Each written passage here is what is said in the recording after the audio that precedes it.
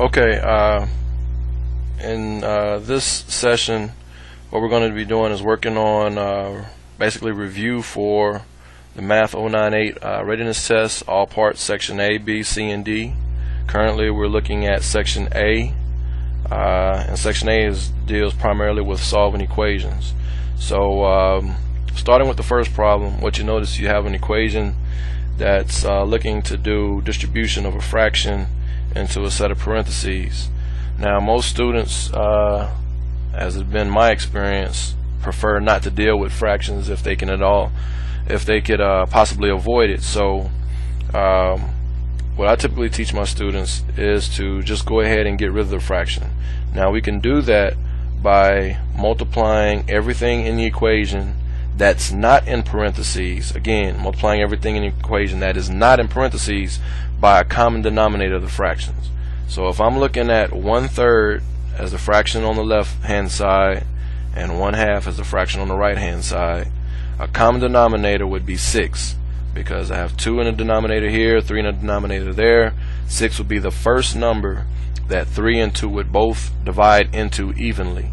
So if I multiplied everything by 6 that's not in parentheses,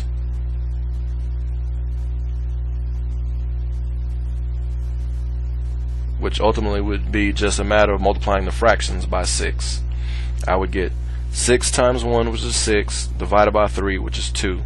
So I'd have 2 times this parentheses right here, equals 6 times 1, again 6, divided by 2, which would be 3. So I'd have 3 times this parenthesis here. So now my problem would look like 2 6x minus 3 equals 3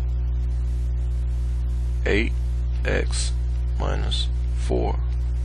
Now fractions are gone, so I'm just left with trying to simplify this further, and in this case distribution. Okay, so the 2 times the 6x, 2 times the negative 3, 3 times the 8x, 3 times the negative 4. So that leaves me with 12x minus 6 equals 24x minus 12. Okay, so now at this point what we're looking at is variable x on both sides of the equation. We have the equation, the equal sign here, so the equal sign splits the equation up into a left side and a right side. With variables being on both sides, I typically prefer to move the smaller variable, in this case the 12x, over to the bigger variable, which is 24x.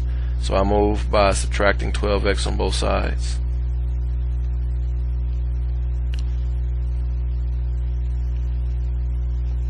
Alright, cancels here. So that leaves me with this negative 6, so I'll write it up here. Negative 6 equals 24 minus 12 is 12, so 12x, and I still have this negative 12 that I didn't do anything with, so it's still there. Okay, so now I've finally been able to pin the variable down to one side of the equation. In this case it's on the right hand side, so that means I want to get the variable on the right hand side by itself.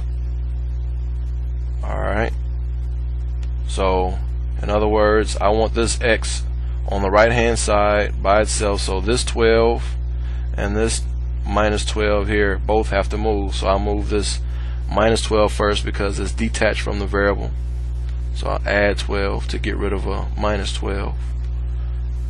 We cancel. Negative 6 plus 12 is a 6, equal sign. Alright, bring down my 12x. Now all I got to do is get rid of this 12 here. This is multiplication, so to undo multiplication, the inverse, which is opposite of multiplication, is division. So I divide both sides by this 12 that I'm trying to get rid of. And so now the 12's cancel over here. X equals 6 over 12, which is nothing more than saying x equals 1/2. Has to be 1/2, not 6 over 12. Has to be 1/2 because we always reduce, even if you're not asked to. Moving on to the next problem, number 2, we see a similar situation. We see fractions looking to be distributed into a set of parentheses. So we get rid of the fractions again by multiplying by a common denominator, which would be 12 in this case.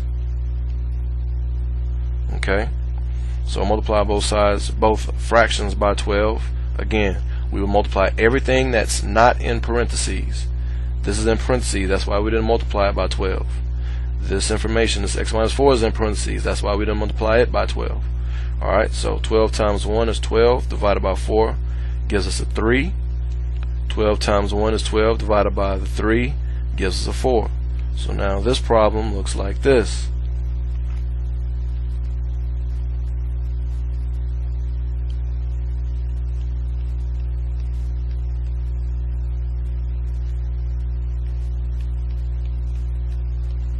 Okay, so the fractions are now gone, so we can distribute at this time. 3 times this, 3 times that, 4 times x, 4 times a negative 4, so that gives me 3x minus 3 equals 4x minus 16. Okay, once again, both sides of the problem contain a variable, so I like to move the smaller variable over to the larger. Since this is a positive 3x, I subtract 3x to move it. Cancels on the side that I moved it from. When I combine it on the right hand side, it becomes just an x. So I keep my negative 3. I didn't do anything to it, so I keep it. So negative 3 equals negative 3 equal sign. Now 4 minus 3 is 1x, so there's my 1x. And the minus 16 I keep because I didn't do anything to it. So there's my minus 16. Now to get x by itself, add 16 to both sides, and I end up with negative 3 plus 16, which is 13.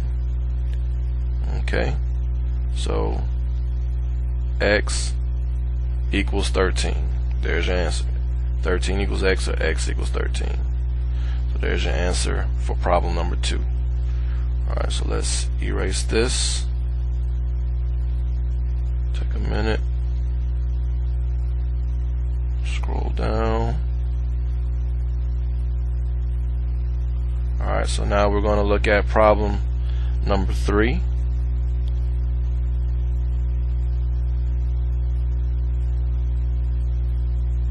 Okay, so in problem number 3, we notice once again we have variables on both sides. Here's an equal sign.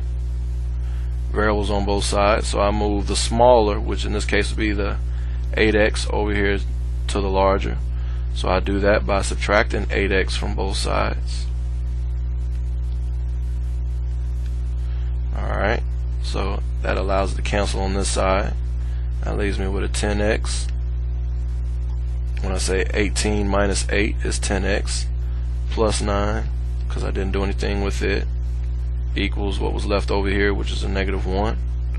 Okay, got to get this by itself, so I move this plus 9 and this 10. Move the plus 9 first because it's separated from the x. If you notice, the x has a plus or minus sign in between it and the number. So that's what I mean by separated or detached from the variable. So I'll move anything detached before I move anything that would be considered attached to the variable. In this case, the 10 would be considered attached to the x. So we're going to move this 9 by subtracting from both sides. Cancels. So 10x is left on the left hand side. 10x, that's gone. Equals negative 1 minus 9. Negative 10. Divide both sides by 10. X equals negative 1. There's your answer. And that was number 3. Problem number 4. We notice we have this minus sign next to this set of parentheses. And anytime you see that a minus sign next to a set of parentheses like this, that would be considered distribution of a negative 1. So basically what you have to do is imagine that there's a 1 right here. So this would be like saying negative 1 times 5x, negative 1 times a negative 1. So you're distributing that negative by everything in parentheses. And at the end of the day, all it really amounts to is changing the signs of everything that's in the parentheses. So now this problem will look like this. 6x stays the same. Now this negative 1 times 5x makes it a negative 5x. Alright, and this negative 1 times this negative 1 becomes a positive 1. And you still have equals 2 on the other side. Didn't do anything there. Now, if you notice, we have like terms on the same side of the problem. These two terms, the 6x and the negative 5x, are like terms, and they're both on the left-hand side of the equal sign. So they're on the same side. They're all on the left-hand side of the equal sign. So we now will combine these like terms, and that would 6x minus 5x would give us 1x. You still have plus 1, so plus 1 equal to 2. Now, get x by itself, you got to get rid of plus 1. It's detached. So we subtract 1. Subtract 1 from the other side. Okay? That cancels. So now you have x equals 1. 2 minus 1 would be 1. These cancel. So there you go. That would be number 4. Okay? Number 5, decimal problem. Split the problem up. Again, variables on both sides. You have a negative 6.3x on this side, a negative 1.6x on this side. As I've said in the previous problems, when you have variables on both sides of the equal sign, both sides of the equation, move the smaller to the bigger. Now, because both of these variables are negative, when you're thinking of the smaller, remember, negative is opposite of positive. So if I was looking at this as a positive 6.3x and this as a positive 1.6, I know 6.3 is bigger than 1.6. But because I'm looking at them in the negative version, just the opposite is true. So instead of 6.3 being bigger, a negative 6.3 is smaller than a negative 1.6. So this would be the one that I move. So I move a negative 6.3 by adding 6 plus 3. 6.3, excuse me.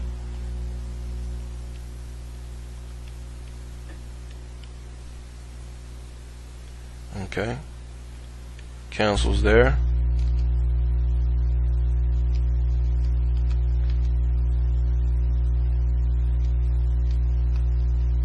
And on the other side, I end up with a 4.7. So on the left hand side, I have nothing over here, so I can't just leave it blank. I have to put something, so I just write 0.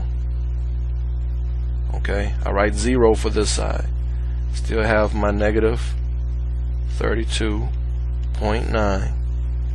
And when I say my negative 1.6 plus 6.3, I end up with a positive, so plus 4.7x. Alright, so I'm trying to get that by itself. So I move this negative 32.9 over to the other side by adding. So I add 32.9 to both sides. Cancels on this side. So now I'm looking at 32.9 equals 4.7x. Divide both sides by the 4.7.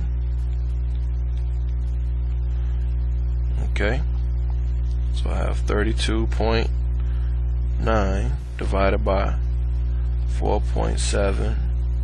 That gives me 7. So I'm left with x equals 7. Alright, so that would be the answer to problem number 5. Let's erase some of this, clear some space. Okay. Scroll down right quick.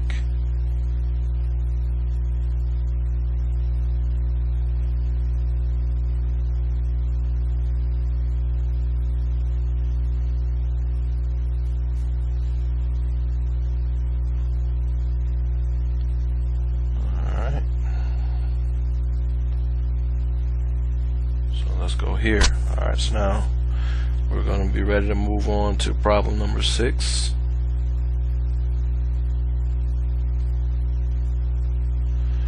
Problem number 6, once again, is a decimal problem, variable on both sides. Variable on both sides. As before, moving the smaller to the bigger. because negative is opposite of positive, this 8.6 negative is actually smaller than negative 1.2. So we're going to move the negative 8.6 by adding 8.6x. Add 8.6x to both sides. Okay. Plus. And so when I do that, cancels on this side, left with the 1.1 equal sign, still have my negative 58.1. Alright, so now I say a negative 1.2x plus 8.6x, and that gives me a positive 7.4x. So now to get x by itself, I move the detached first, which in this case is the negative 58.1. So add 58.1 to both sides. Cancels here. So now I have, what is that, 59.2 equals 7.4x. So the 1.1 plus the 58.1 gives me 59.2, and the 7.4x is brought down. Okay, divide both sides by 7.4.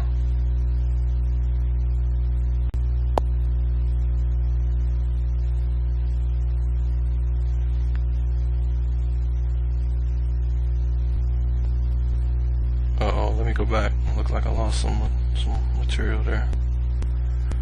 Okay.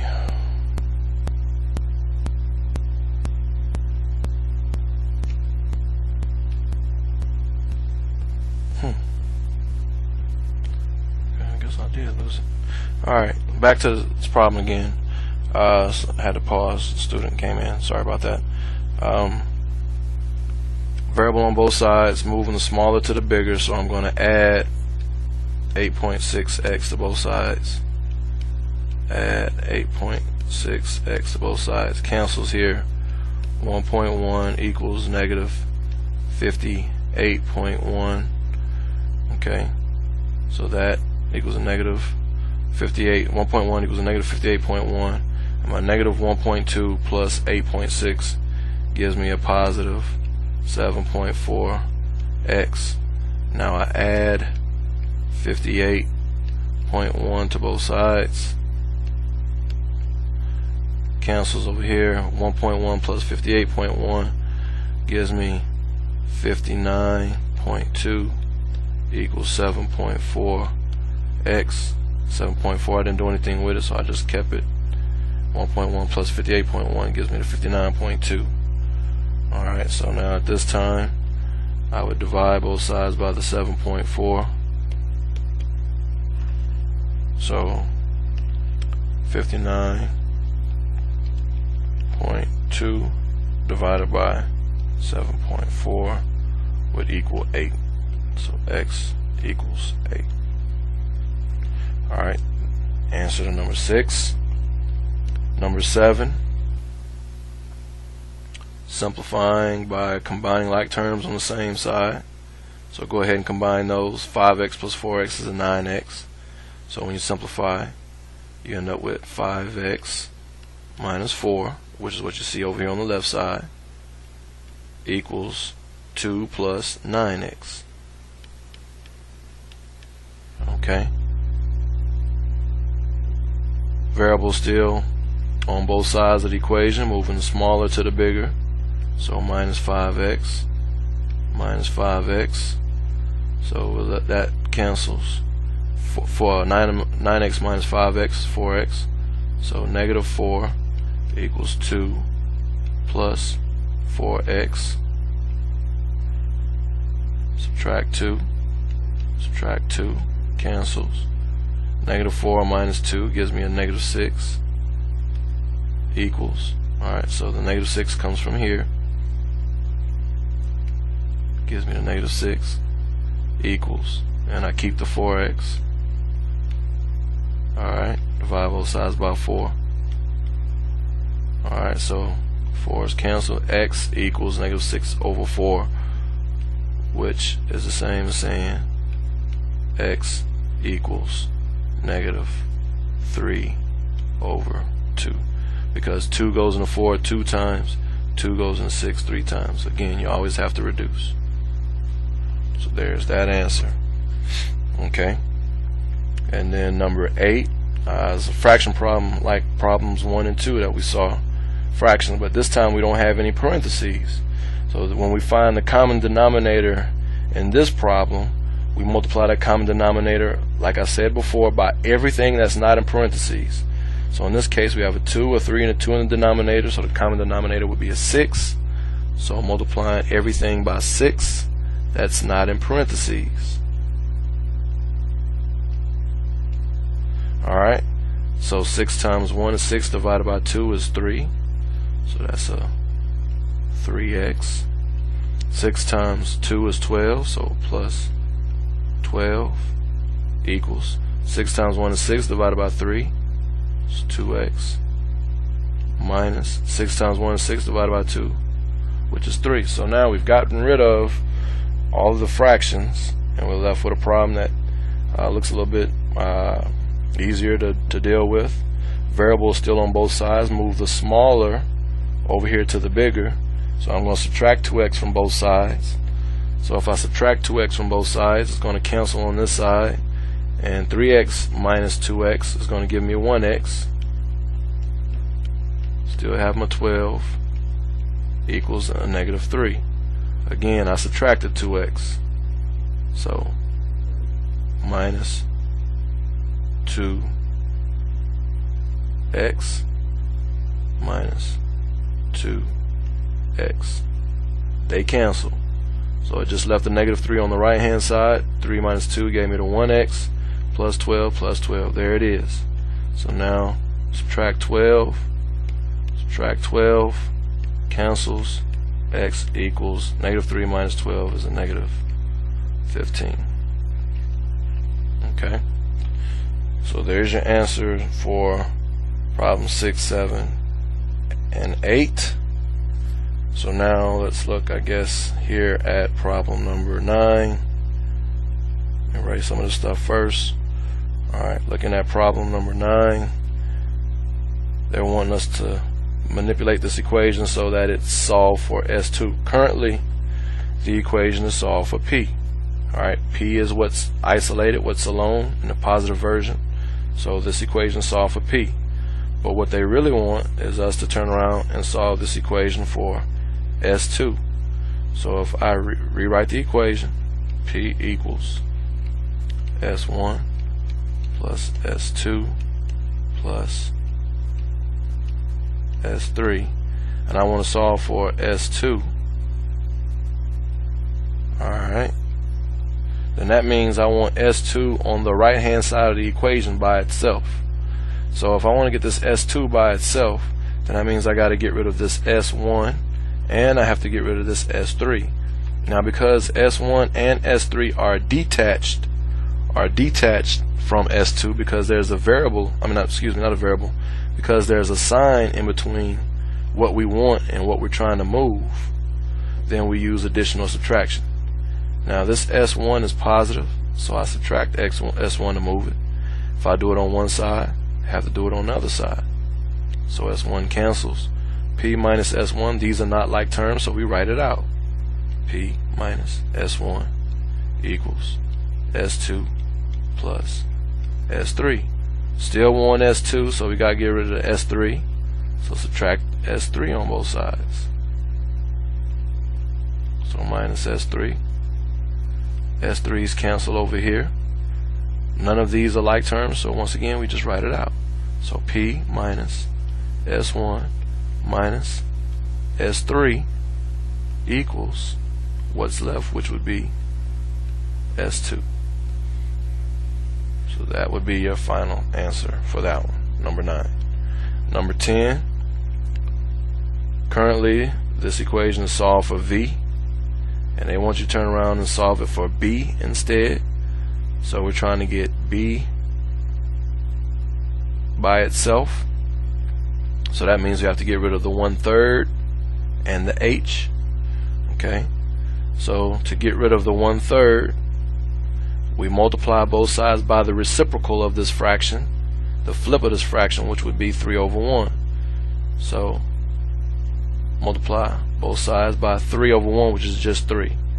So I multiply the left side by 3, and I multiply the right side by 3. Alright, so there's my 3 that I multiply both sides by. Okay, so now on the right side, the 3's cancel. On the left side, I just end up with 3v. 3v equals 1 times anything is just that thing, and again, this is an h, this is not a b, so this is b h. Okay, so 3v, 3 times v is 3v. 3's canceled over here when I multiply this by 3, leaving the bh. That's supposed to be an h. Alright, so now if I'm just still trying to get b by itself, I get rid of the h. B next to h, bh is multiplication, so to undo multiplication we divide. And we divide both sides by what we're trying to get rid of, which in this case is h. H is cancelled, 3v over h is left, and now b is by itself. So that would be your answer. So for problem number 9, your answer would have been S2 equals P minus S1 minus S3, okay, which was C. And let's see here.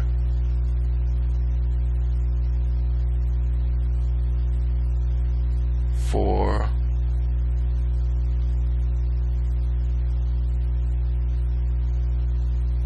number, what is it? Let's see. And for number 10, what we ended up with was B equals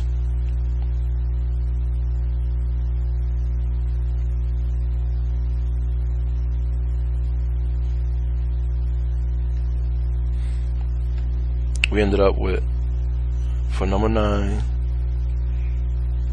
C being our answer, and for number 10 we ended up with B equaling 3v over h, which B should be our answer choice. Alright, so that's our answers for those two, for 9 and 10. For number 11, 94 is 60% of what number? Now, number 11 and 12 are ratio problems. So when you think ratio, what you're really doing is over of equals some percent over 100%. Okay, is over of equals some percent over 100%. Now they say 94 is, so since 94 is, 94 would go right here. Is 60%. 60% would be this percent right here. Alright, so we set this up by saying 94 is 60% of what number? Of is on bottom. Of what number means we don't know the number, so we represent that by X, and we know this is 100. Alright, you always will have 100 at the bottom on the percent side. So then just set this up by cross multiplication. So you have 9400 equals 60x. Divide both sides by 60. And so you have 9400 divided by 60 equals 156.67. 156.67.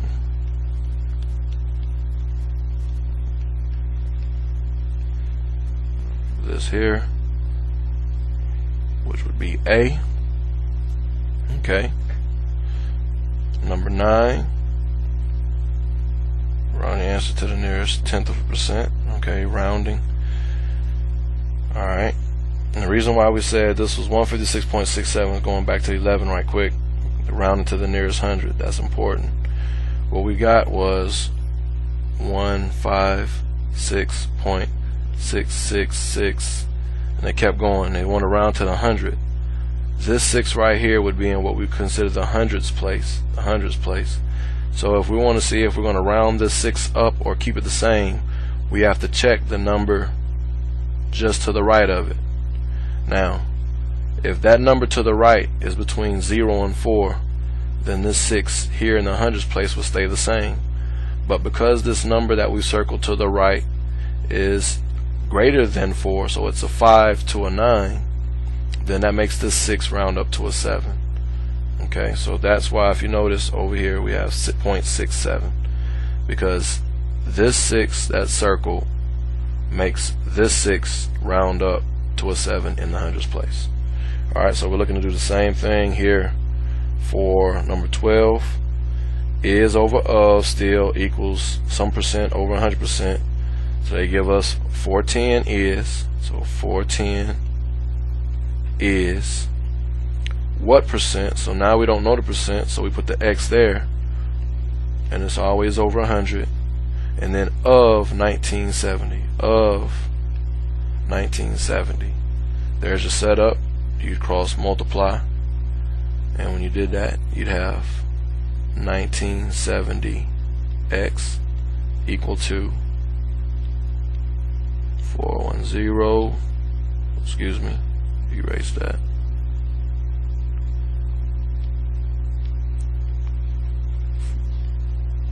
00, so 41,000. Okay, then you would divide 1970 on both sides, cancels.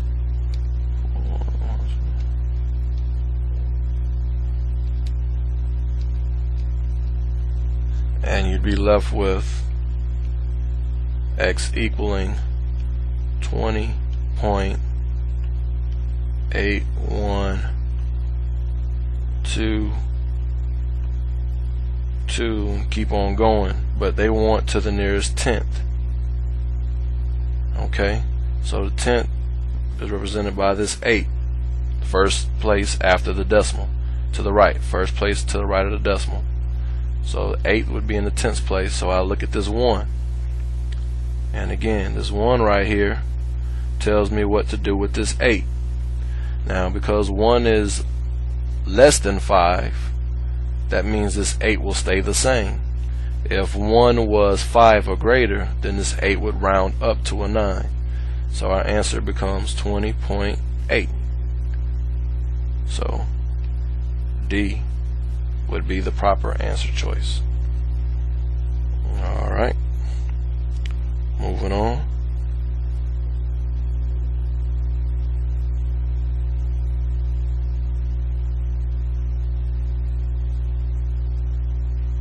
Okay, 13 and 14.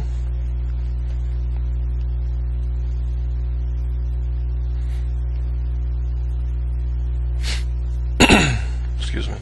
For number 13, they want the sum of 3 consecutive integers, and they're saying they're equal to a negative 420. Find all 3 integers.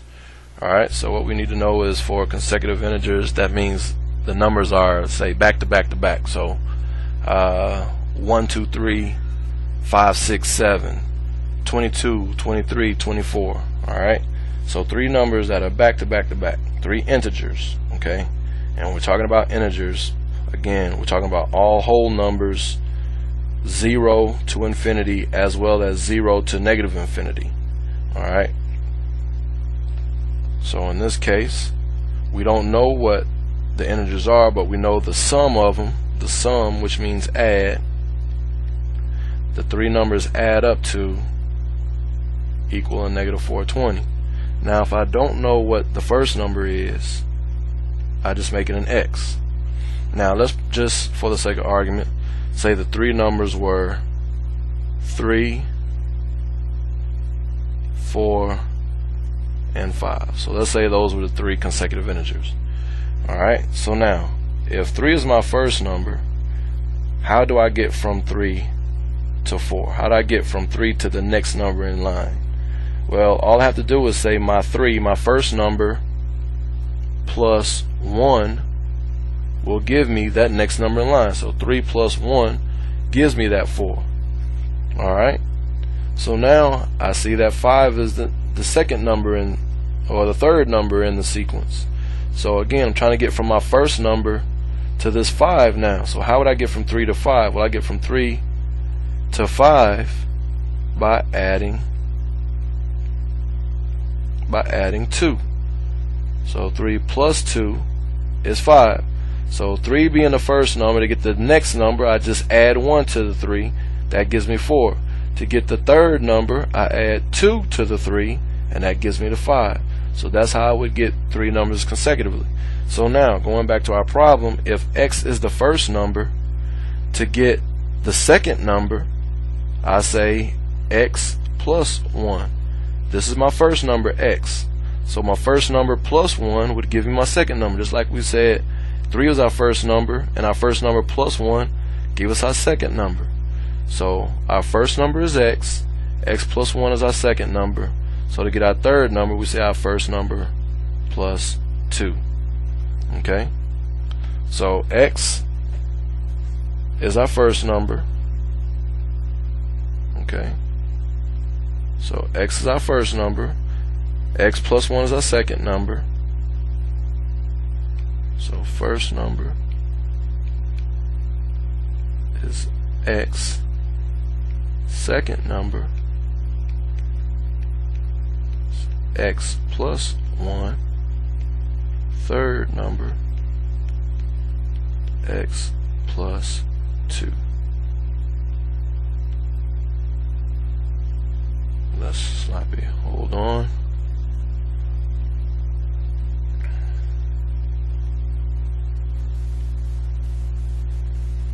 Okay, so now first number, second number, third number, and we said that the sum of these, so add these all up to get negative 420.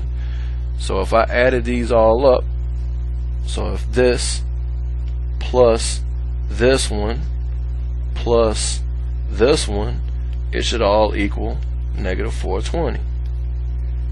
Okay, so now what we notice is we have like terms, so all the x's are like terms. So if you notice, there's an x, here's an x, here's an x, so that gives you 3 x's. This 1 and this 2 gives you a positive 3. So at the end of the day, all of this really simplifies down to 3x plus 3, and it's still going to equal negative 420. Okay, so now you have an equation you can work with. 3x plus 3 equals negative 420. Subtract 3, subtract 3, that cancels. 3x equals negative 423.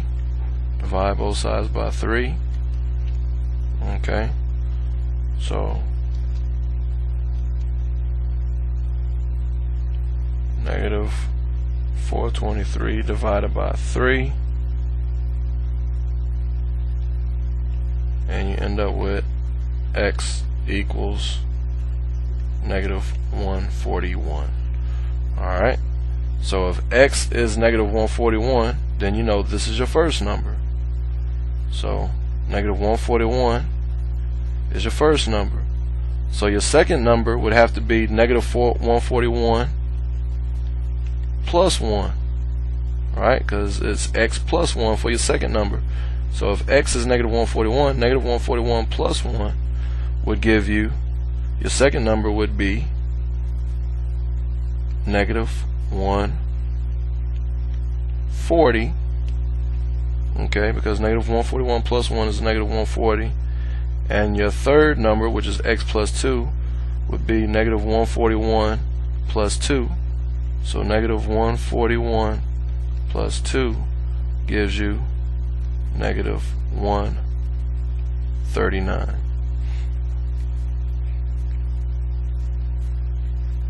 Okay, so second number, third number, and if you notice, you take negative 141, negative 140, negative 139, and combine them, you should end up with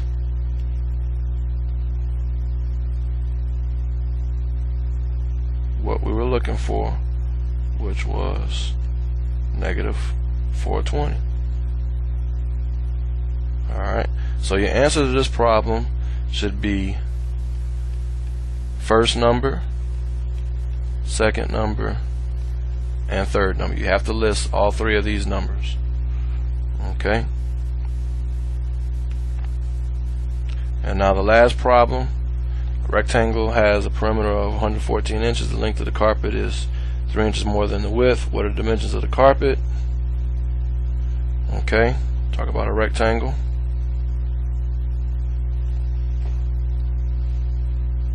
Alright, so perimeter of 114 inches. So that means we're going to add all the sides up to equal 114 inches. That's what it means by perimeter. Add up all the sides to equal 114. Now it says the length of the carpet, so perimeter was the key. Perimeter is the key. Fact there's a rectangle is the key. Alright, 114. Length of the carpet is 3 more than the width. That's critical as well. Okay, so we want to know the dimensions. Now, the length is 3 more than the width, but we don't know what the width is. So we just say, because we don't know the width, we just say W. W be our width. Alright, so W will equal our width. We don't know it. Now, the fact that we're dealing with a rectangle lets us know that opposite sides are going to be the same. So if this is my width, then because of a rectangle, the opposite side is going to be the same thing. So if width is W, then this other side will be a W. Now, as far as the length of the rectangle goes, how long it is, the problem says the length is means equal sign. So length is 3 more than the width. The length is 3 more than the width. So you have this equation to use to find your length. Or length is represented by the expression 3 plus W. Okay, so now we write 3 plus W, and because of the rectangle, if that's true on that side, then it'd be the same on the other side. Alright, now the perimeter is 114, so perimeter means I have to add all of these up. So add up a W plus another W plus a 3 plus W plus another 3 plus W equals 114. Alright, so then when I look, like terms, there's a W, there's a W, there's a W, there's a W. So that's 4 W's. And when I'm looking at just constant terms, that 3 plus that 3 gives me 6 equals 114. Come over here where we got some room. Subtract 6 from both sides. See, I'll do it up here. 4W plus 6 equals 114 minus 6 on both sides. Cancels. 4W equals, what is that? 114 minus 6 is 108. Okay. So now divide both sides by 4, and you have W equals 108 divided by 4 equals 27. So your width is 27. Now, width is 27. So there's one of the dimensions, the width. The other dimension we said is length. Well, we said length is 3 more than the width. Length is 3 more than the width, and we said the width is 27. So 3 more than 27, length has to be 30. So the width is 27, the length is 30, and we check it out. So if you have a rectangle, okay, let me erase some stuff for us. Oh, here, I'll just write it up here. That's okay. We have our rectangle. Said our width is 27. That's going to be 27. 30 here. 30 here. If I add up the 30s, I get 60. And then add up 27s. Excuse me. 27s. And that gives me 4. 7, 7, 14, carry the 1. So that's 4 and 3, 7, 7, 2, 9, 9, 2, 11. So there it is. If you add all these up, you get 114. So that tells us that our length must be 30 and our width must be 27. Alright, so that concludes our review of Part A of our Math 098 readiness test. I will follow with Part B shortly.